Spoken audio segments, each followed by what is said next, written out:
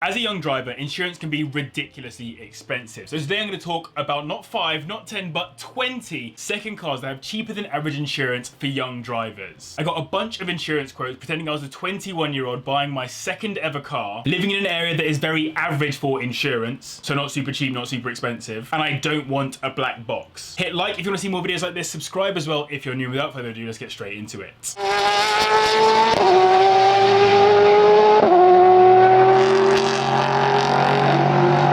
The second generation Seat Leon Cupra R, which starts at around 8k nowadays, is insanely quick for the money thanks to its 2-litre turbocharged inline-4 engine, which makes 261 brake horsepower, taking it to 60 in 6 seconds. The engine comes out of the Audi S3 and VW Golf R, and I managed to get an annual quote of around £1,400 for a 21-year-old in an average area for insurance prices. It looks good, accelerates well, and has a firm, sporty ride with reasonable reliability too, but build quality isn't quite on Audi and VW levels. Next up, we have the second generation Renault Megane RS, which comes with a 2-litre turbocharged inline-4 engine, making 261 brake horsepower, taking it to 60 in 5.8 seconds, which at 21 would be pretty insane performance. These start at around 5k, and I got an insurance quote of around £1,400, similar to the Seat. I've never loved the interiors on them, but they are sharp to drive, helped by pretty low weight for the size, making them quite popular track day cars. Interior build quality and gearbox mounting bolt issues are known, however. The BMW 135i Coupe and convertible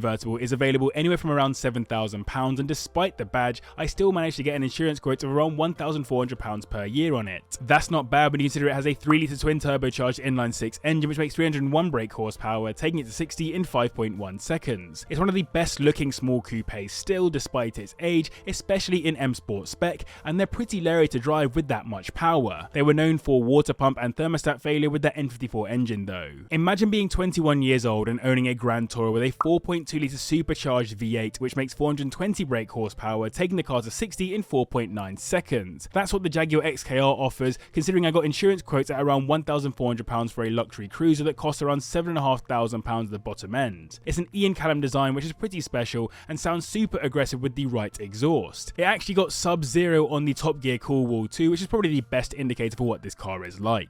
From a big Grand Tourer to a small premium sports car now with the third generation Mercedes SLK 200, which is a bit slower with its 2-litre turbocharged inline-4 engine that makes 181 brake horsepower, taking it to 60 in 6.8 seconds. These start at around £5,500, and I got an insurance quote at around £1,300. It's got a nice hardtop convertible roof, but that's also the main source of its problems. By this third gen, it was a bit bigger than the super small previous models, but SLK does still stand for sporty, light and short in German. In the right spec, the Volvo C30 T5 is a properly good looking hatchback which starts at around £5,500 and can be insured for around the 1.3k mark. It comes with a 2.5-litre turbocharged inline-5 engine, which makes 226 brake horsepower, taking it to 60 in 6.5 seconds. That engine sounds incredible with a good exhaust to let it sing, like a baby V10, and if you're into minimalism and safety, then it might also be the car for you. My personal favourite feature is that curved rear window, but there are some common build quality issues. The first generation Porsche Cayman is a lovely looking little car which was meant to be a cheaper route into Porsche ownership, and that remains true today considering you can find them anywhere from around £8,000. That'll get you a 2.7-litre flat-6 engine, making 245 brake horsepower, taking it to 60 in 5.9 seconds, with an insurance quote of around £1,300. This one might impress others the most as your second car, and as I've shown in reviews, don't sleep on the base spec Porsche Cayman. It's still a Porsche, so it handles very well indeed. The Alfa Romeo Giuletta Quadrifoglio has the same engine as the Alfa 4C that I absolutely love, a 1.75-litre turbocharged inline-4 making 236 brake horsepower, taking it to 60 in 5.8 seconds, and can be bought anywhere from around £9,000. Despite the higher price, I still got insurance quotes at around the 1.3k mark. These were named the Cloverleaf before gaining the Quadrifoglio nameplate, and they come with a beautiful looking interior, though the exterior is surprisingly unaggressive for a quad, and reviews weren't kind about its lackluster performance, but at 21 you'd still be laughing. Peugeot have made some lovely hot hatches in their time, and the 308 GTI is no slouch thanks to its 1.6-litre turbocharged inline-4 engine, which makes 268 brake horsepower, taking it to 60 in 5.8 seconds. 7.5 grand will get you into one, and I found insurance quotes at around £1,300. Peugeot Sport made this car possible, but that's not just a badge. It comes with an LSD, lower and stiffer ride, larger brakes, and bucket seats in the right spec. There are loads of reports of small issues by owners, but catastrophic ones not so much. The Audi S1 is a very interesting little hot hatch that hosts boasts a 2-litre turbocharged inline-4 engine that makes 227 brake horsepower, taking it to 60 in 5.6 seconds. It's priced at around £8,000 minimum these days, and I got an insurance quote at around £1,250 for it. It was inspired by the limited A1 Quattro and has a Haldex all-wheel drive system, so only providing power to the rear when required for performance. It does look insanely good though, especially in 3-door spec in my opinion, and is more powerful than the Golf GTI equivalent. So I hope you guys are enjoying this video. If you are, then do hit the like button and subscribe as well if you're new. And as we're looking at second cars in this video, let me know what your first ever car was. Speaking of the GTI, next we have the Skoda Octavia WRX, which comes with the GTI's 2-litre turbocharged inline-4 block, making 226 brake horsepower, taking it to 60 in 6.5 seconds. It comes with a saloon-style hatch or an estate, and £5,000 will get you into one, while 1.2k was enough for insurance. These can look really aggressive in the right spec. My recommendation would be the estate, allowing you to fly a bit under the radar but still benefit from the simply clever features that make these cars a dream to own. This one was crazily unexpected, but I was able to find insurance quotes at £1,200 for the Subaru Impreza WRX STI, rally-inspired hot hatchback with its 2.5-litre turbocharged Boxer 4 engine that makes 295 brake horsepower, taking it to 60 in 5 seconds. These start around £8,500, not bad for the second quickest car on the list and fastest hot hatch. With some mud flaps and the right exhaust, you'll be as close to a rally car as you can ensure within our price range, though that engine was known for ringland failure. I thoroughly enjoyed driving the Toyota GT86 with its 2-litre Boxer 4 engine that makes 197 brake horsepower, taking it to 60 in 7.4 seconds. It's a proper driver's car which starts at around 8k and can be insured for around £1,150. It does feel underpowered, but it's a perfect base for modifications and looks really good as standard. The interior feels a bit cheap, but it's not a million miles from an MX-5 to drive, which is a huge compliment. Fuel pump, conrod and coil pack failures are the most common problems I could find on forums though.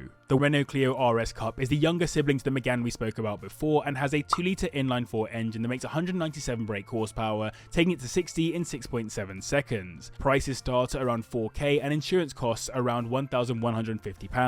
Gearbox synchros on these were known to be problematic, but outside of that you're getting a great looking and sounding warm hatch, hosting a super cool interior with those Recaro bucket seats, and decent performance too, with stiffer overall handling than the non-Cup RS. They aren't as luxurious as non-Cup models though, to save weight. I think the facelifted Mark V VW Polo GTI might be my favourite looking production Polo, with its 1.8-litre turbocharged inline-4 block that makes 189 brake horsepower, taking it to 60 in 6.5 seconds. They've depreciated a bunch in the last few years, now starting at 6k, and insurance prices come in at around £1,100. The pre-facelift 1.4-litre examples were terrible on reliability in comparison to these, and lacked the real hot hatch feel this car gives you. The formula is similar to all other GTIs, but this car in particular lends itself to OEM plus style aesthetic modifications.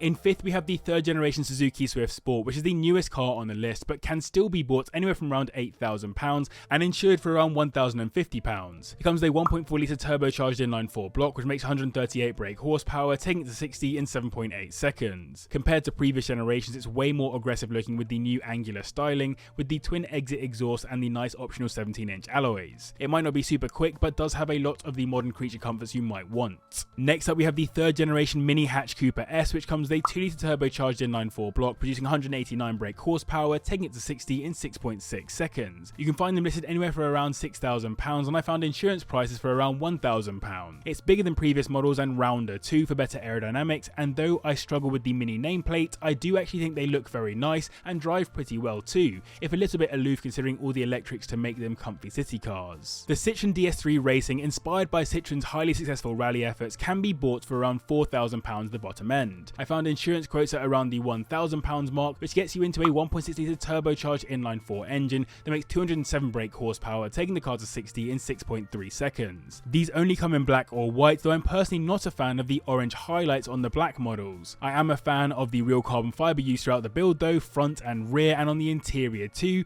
way better than an A45 AMG. One of my favourite cars takes second on this list, the Brabus Roadster, which I found insurance quotes for at around £900, while the car starts around £4,000. For that kind of money you'll be getting a 0.9-litre turbocharged inline-3 block that makes 101 brake horsepower, taking the car to 60 in 9.5 seconds. It's not a fast car, but it looks incredibly good, and though owners do complain about the slow automatic gearbox, there aren't many cooler city cars for the money. Plus, getting the Brabus badge under 10k is pretty cool. Our second VW on the list takes the top spot, the Up GTI, which has recently dropped to under 10k, starting at around £9,000 with an insurance price of around £850. pounds. These host a 1-litre turbocharged inline-3 engine that makes 113 brake horsepower, taking them to 60 in 8.5 seconds. This car embodies more of what a hot hatch was supposed to be than most modern hatches: simple, not too powerful, dynamic handling and small dimensions, and combined with it retaining the same GTI formula as the Polo, it's easy to see why it remains so popular. For people aged 17 to 24, all of these cars have cheaper insurance than the average, and so I hope you enjoyed it and found it useful. Thanks to you guys for watching, the page for their support, and if you want to watch a video on a slightly more expensive second car, click on screen right now.